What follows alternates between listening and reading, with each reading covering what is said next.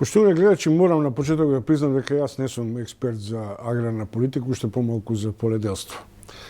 Но бев на оден начин испровоциран од еден јавен настап на микробиолог, кој освен што не зарадува дека пандемијата вирусна може да се стиша, не стресе со неговите стручни познавања дека освен оваа пандемија на светот му се заканува пандемија од глад.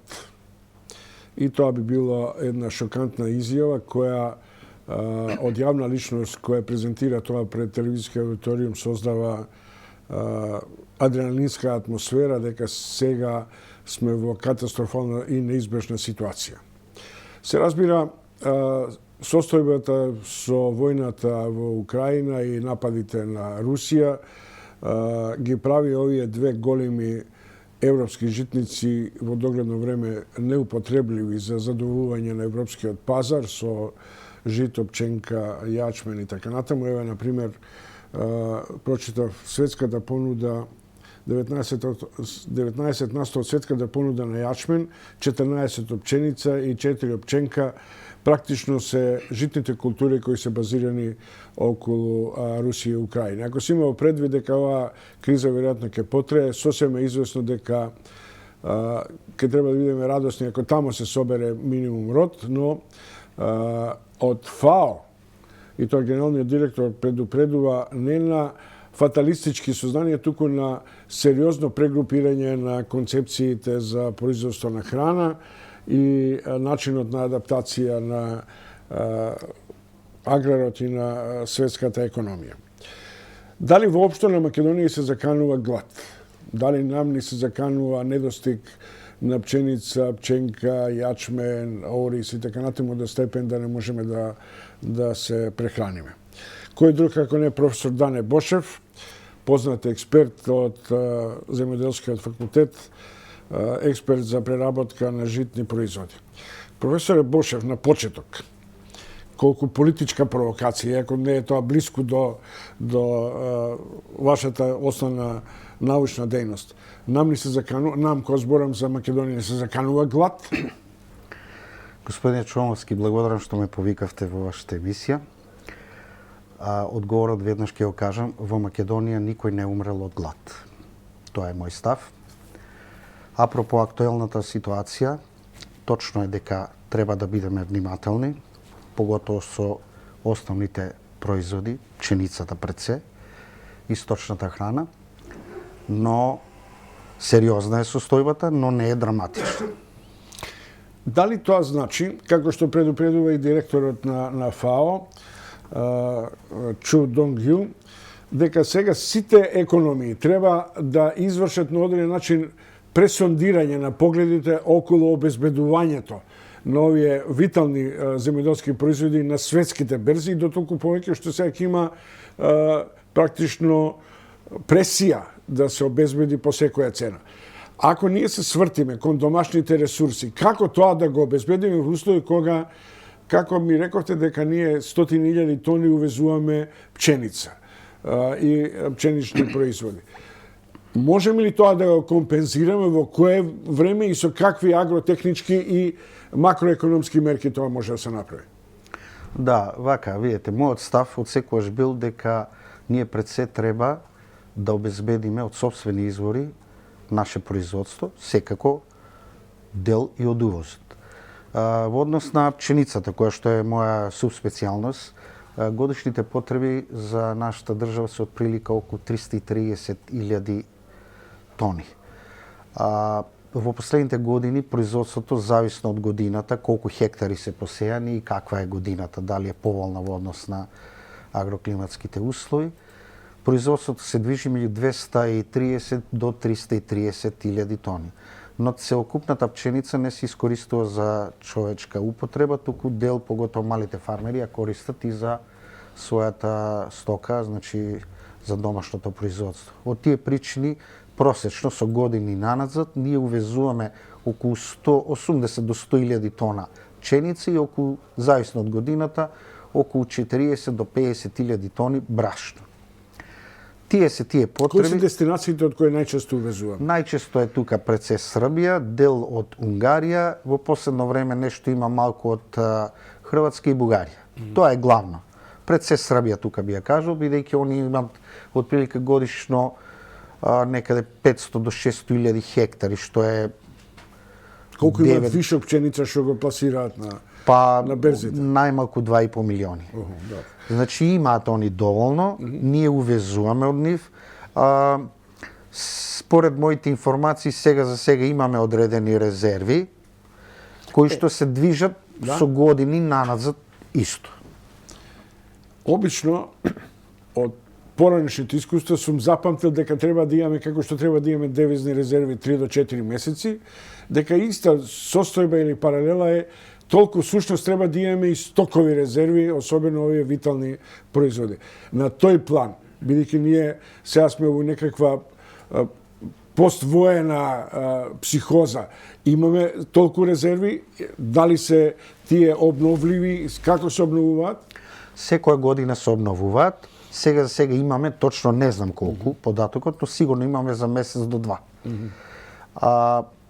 Доколку, као што имаше некои најави од страна на Србија, се дозволи да се увезат одредени количини, кои што не се премногу големи, отприлика нас ни фали до жетва околу месец до два, максимум 3 месеци. Потребите ги задоволиме од увоз. И доколку се пуштат државните резерви, стоковите резерви суштост, мислам дека ќе нема никаков проблем. Веќе од јули месец почнува жетвата, така дека имаме сопствено производство. Дали мислите дека може да настане на одреден начин девијација во однос на мотивацијата за производство ако во овој момент настанува една стагнација во однос на производната цена, продажната цена и така натаму, а во услови во кои ние сме и суфициентни, не достигаат житни производи и хранливи производи? Вака, ова е специфична година, пред се ради војната Русија-Украина. Иако стратешки треба долгороčno гледано, ние да не дозволуваме да имаме вакви ситуации во Македонија.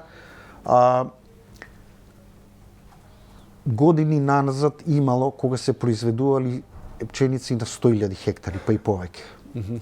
Тогаш се задоволува целосно домашните потреби. Сега оваа година некаде околу 75.000 и тука се движи 70 до 80.000 последните десетина години. Тие не ги задоволуваат, како што кажав, потребите домашни, но со увоз на брашно и на дополнителни количини на пченица се завршува целокупната потреба годишна. Но за во иднина ние сега треба да размислуваме што ќе направиме оваа година, краткорочно, и што да правиме за следната, односно за следните години. Веќе има некои најави, бидејќи јас сум член на подсекторската постојана група за жито и брашно, има најави за одредени мерки кои што би можеле да направат да се зголеми производството на пченица и на други стратешки култури. Ова може да ни биде памет на цел свет, вклучувајќи и на Македонија. Памет со предупредување.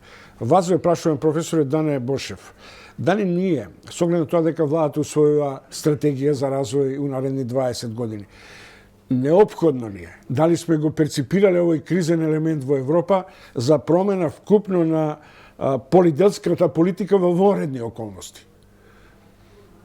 Вака, според моите информации во последните години такво нешто не е правено.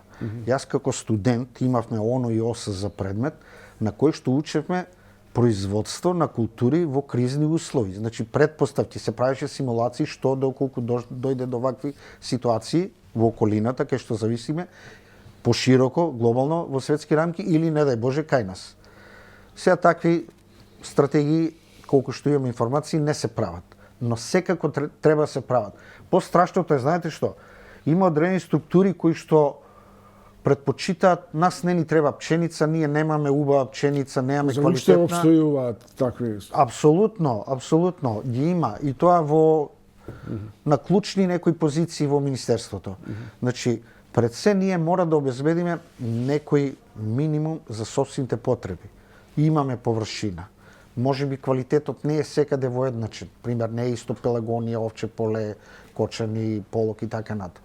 Но средноземено во однос на приносите и на квалитетот нашата држава има можност да произведе секоја култура што е стратешка. Што ни недостига? Вода, агротехнички мерки, механизација посовремена, за да го поставам веднаш после тоа прашањето, какви ефекти добивме од овие 10 годишни субвенции во кои се вложени речиси 500 милиони долари во аграрот, а ние се уште после една декада немаме субституирање, освен кај живинарството и кај свињогојството, немаме субституирање, да речем, на увозните компоненти на храната. Да, видите, има едно правило во земјоделието. Приносот и квалитетот го диктира условот кој што е во минимум. Генерално на ниво на држава, кај нас минимумот е водата. Во поголемиот дел. Иако имаме системи за наводнување некаде, пример Кочанско, потоа во делот на Пелагонија и така натаму, генерално водата е проблемот. Мислам дека со развој, тоа е голем стратешки захват, развој на системи за наводнување би можело да се избегне тоа. Сонце, фала Богу, имаме долно. Земјата каде е поквалитетна, каде не е, сепак таа е медиум, може да се коригира со ѓубрива, со органски додатоци и така натаму, така да можеме да произведуваме и гледано долгорочно треба тука да се насочи, според мене, таргетот. Значи да се обезбеди вода до секоја површина. Секако тоа ќе биде скапа инвестиција, веќе нешто се прави, еве Вардарскиот регион веќе има некои такви напредоци, но тоа би било според мене главната цел. Се во однос на субвенциите. Субвенциите секако според мене би требало да трпат одредени измени, затоа што има концептуални или вредностни? И вредностни и концептуални. Пред се концептуални. Зашто? За да мора секој фармер да инвестира субвенцијата во производството, не за други намени. Тоа е прва работа. Втора работа, иако се прави на 5 години промена, ревидирање и промена на начинот на субвенционирање како и на културите, сепак до крај, според мене, барем така покажуваат податоците, не е тоа правилно. Еве имаме ситуација нова. Доста актуелно, нели, и со енергетската криза имаме се повеќе се јавуваат фирми кои што инвестираат во фотоволтаици или во оние гасни централи. Ки тргнам фотоволтаиците, мада според мене не треба да се поставуваат на земјоделско плодно земјиште. Има доволно површини каде би можеле да се Тоа треба веднаш да го реагираме, зашто ќе се доведеме како со малите хидроцентрали, дека не може да ги градиме, го уништуваат, а всушност значаен дел од нив придонесуваат за една стабилизација или пеглање со струја. Сега, за овие гасните централи се доста актуелни во последно време. Добро. Во ред. Тука се користи, значи, производство земјоделско, одредена култура, која што потоа се користи во гасната централа за производство на енергија. Но ја ќе прашам отворено, што е улогата на таа култура за која фирмата зима производител и субвенции, ако не се најде во ланецот на исхрана? Затоа што голем дел од одредени култури се користат за тоа. Има многу други непродуктивни, така да ги кажеме, култури кои што би можеле да се користат за производство на газ и за енергија, али не тоа да биде пченка. Ако пченката се става за силажирање, а не се користи за исхрана на домашните животни, што има врска тоа со земјоделие? Кога внесов во оваа димензија на поледелска политика во воредни околности и се разбира субвенционирањето, повторно го ставам акцентот, дали ние се доведеме во ситуација субвенции да представуваат едноставен трансфер на кеш, кој задоволува моментални интереси на производителите, ако се не заинтересирани ги имаат методите на притисок, а при тоа не е во функција на дополнување на нивното производство, на нашата заедничка цел. Видете, дел од субвенциите кај посиромашните фармери се додаток на тековното живење во текот на годината. Значи, они не можат да ги истрпат сите трошоци за свое екзистирање само од земјоделието. Дека треба да има ревидирање, треба да има ревидирање. Ако не, на некој начин да се врзи со доставување на конечниот производ во преработувачките капацитети. Значи, на тој начин преработувачката индустрија ќе има домашна суровина и се затвора еден дел од синџирот во ланецот на исхрана. Втор соговорник сте со кого на оваа тема, само ја начнуваме темата на фотоволтаиците и втор сте кој предупредува дека не сме на плодно земјиште, тоа сепак се големи површини. Што ќе се случи ако ги дислоцираме, да речем, на земја со бонитет 4, 5, а не на прва или втора? Видете, бонитетот е покомплексна проблематика. Бонитетот не е само квалитетот на земјиштето, туку пристапен пат, количина вода, достап на вода и така натаму. Значи за мене таа категорија не е релевантна. Но зошто ставите нешто на плодна, рамна почва, каде што може да се произведува нешто, било што, а не го ставите тоа на некое ритче, на некој брдо? Повторно ќе цитирам директорот на ФАО, на Организацијата за храна и земјоделство, во напис кој деновиве е објавен. Препорачливи политики. Да се одржи глобалната трговија со храна и ѓубрива отворена, што значи не можеме да бидеме автохтони и затворени, да се направат сите напори да се заштитат производителите и трговските активности потребни за задоволување на домашните и глобалните барања. Што тоа ние треба да направиме, освен, рековте, вода ве прекинав малце, што уште нам ни недостига? Еве да бидам едноставно прашањето. Ако не достигаат 100.000 пченица, а дојде до една подраматична состојба, за колку време може да се адаптираат одредени површини за да произведеме 50 на 100 таа потребна дополнителна пченица? Видите, намалувањето на површините дојде поради ниските откупни цени со години назад. Сега каква е состојбата? Растат цените. Последните информации мои се од Србија тон пченица е 310 евра. На европските берзи е 380 евра. Значи расте нагоре. Очекувањата во жетвата се дека ќе бидат исто така многу повисоки, така да тие инпути што ги имаат во однос на ѓубрива, нафта и така натаму, секако дека се многу повисоки, но се очекува да биде повисока и откупната цена. Моментално таа подсекторска група за жито и брашно даде некои предлози. Едниот беше субвенционирање на дел од ѓубривата за прихрана, сега што се многу значени, за да се очекува повисок род. Потоа, сега треба да се дискутира околу начинот на складирање на житните култури, да не мора фармерите ги продаваат во жетва, кога е најниска цената, туку да може да се во приватни капацитети. Не, веќе постоечките силоси да абсорбираат тоа производство. Значи, активни у моментот има силоси со вкупен капацитет околу 300.000 тони.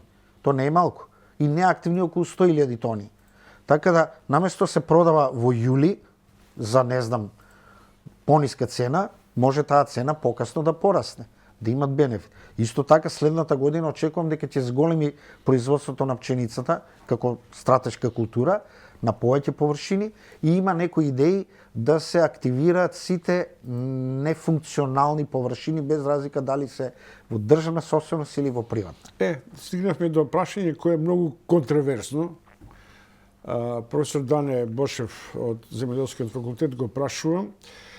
Постои една идеја и веќе на оден начин палиативно се реализира околу продржбата на државното земјоделско земјиште.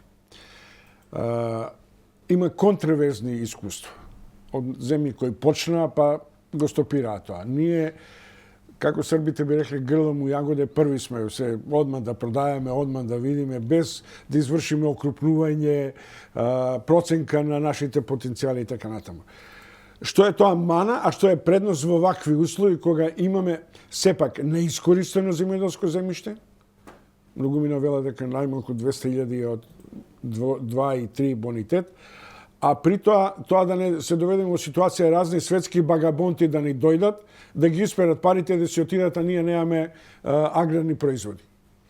Вака, тоа е доста сензитивно прашање. Јас не сум експерт за таа проблематика, но ќе дадам моја мислење. Значи, прво, сите знаеме дека земјата е ограничен ресурс. Таа е, колку имаме, таква е. И таа е. Не може повеќе. Имало искуства во развиените земји, каде што се правени вакви пренамени, односно од државно да се отуѓи, да биде приватно, но имало и доста проблеми. И во одредени држави е стопирано. Ја мислам дека се уште ние не сме зрели за една ваква пренамена на земјиштето. Има време, но треба доста внимателно тоа да се прави. Со штик проби, со мали површини, како што рековте, да не дојдат некои со сомнителни пари па да ги купат. На крај крајва, која има земјата, Има државата. Така. Територијата е една од Би важните рекол компоненти. да бидеме внимателни, како идеја, значи не е лоша, постои тоа во други држави, но како што рековте да не одиме како србите што би рекле грлом у јамата. Добро, за крај. Дане Бошев, професор од Земјоделскиот факултет, таму каде што почнавме. Ни се заканува глад, можеме ли да бидеме подготвени за непредвидлив развој на ситуацијата со конфликтноста и какви се нашите реални потенцијали да се прехраниме? Значи, во моментот е забранет извозот на пченица од Србија. Доколку се дозволи, многу лесно тоа ќе го бајпасираме. Би требало да се активираат стоковите резерви и мислам дека некаде ќе покриеме до жетва. Оваа година, со самото тоа, земјоделската година завршува и веќе почнува следната. На есен, преку одредени мерки, дополнителни субвенционирања, подобра контрола и така и натаму, да се стимулираат фармерите да се посе што повеќе површина со стратешки култури. Не е тука само пченицата, тука е јачменот, сочогледот, маслодајна репица и така натаму. Благодарам уште еднаш, тоа беше професор Дане Бошев кој одвои време за вас, поштовани гледачи на утрински брифинг, да не ви создаваме стрес ситуации дека готови сме со пандемија на глад ни се заканува. Еве ги неговите тези, неговите изјави. Ако не сте ги дочуле, а на овој начин ве глоцка таа теза, таа тема, отворите за еден саат сајтот на Слободен печат, ќе видите интегралното интервју со професор Дане Бошев и ќе ги видите неговите согледувања. Ви благодарам што бевте љубезни и дојдовте.